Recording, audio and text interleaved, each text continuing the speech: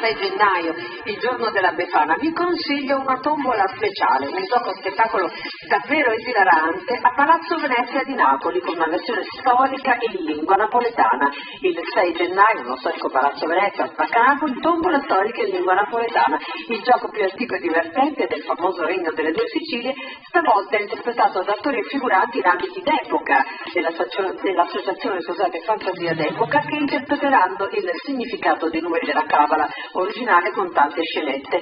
Il re Carlo III di Borbone fu lui a legalizzare all'epoca il gioco della tombola per combattere il gioco d'azzardo e al tempo stesso per riscuotere introiti da questa attività, e da allora la tombola, come sappiamo, è entrata a far parte della nostra tradizione, non solo in quella napoletana. Il direttore Davide Brandi, presidente dell'associazione I Lazzari, ha elaborato le rappresentazioni artistiche usando testi classici, poesie, villanelle e canzoni dal 200 all'800. Sarà quindi una serata speciale davvero goliardica per rivivere il passo di corte, e naturalmente ci sarà anche lui, Davide Brandi, nella parte del notaro, ma ci saranno anche Angelo Antonio Versano, Alfaro Tumbulare, Giuliere Corte, Francesca Flamini a Regina, Giovanni Esposito Orre, Cinzia Tragazzo ad Arme Corte. 6 gennaio, quindi il giorno dell'Epifania, dalle 18 in Palazzo a Venezia, che si trova a Napoli in via Benedetto Croce.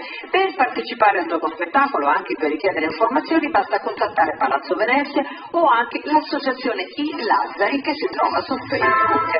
E intanto noi vogliamo nel 1983, che è stato l'anno di nascita di questo bel pezzo di Lionel Richie, e sembra veramente di immaginare una notte che si snoda e la voglia di viverla tutta, anche di corsa, come l'ultima notte, magari un viaggio in autostrada. Vabbè, adesso sto correndo anch'io con la fantasia.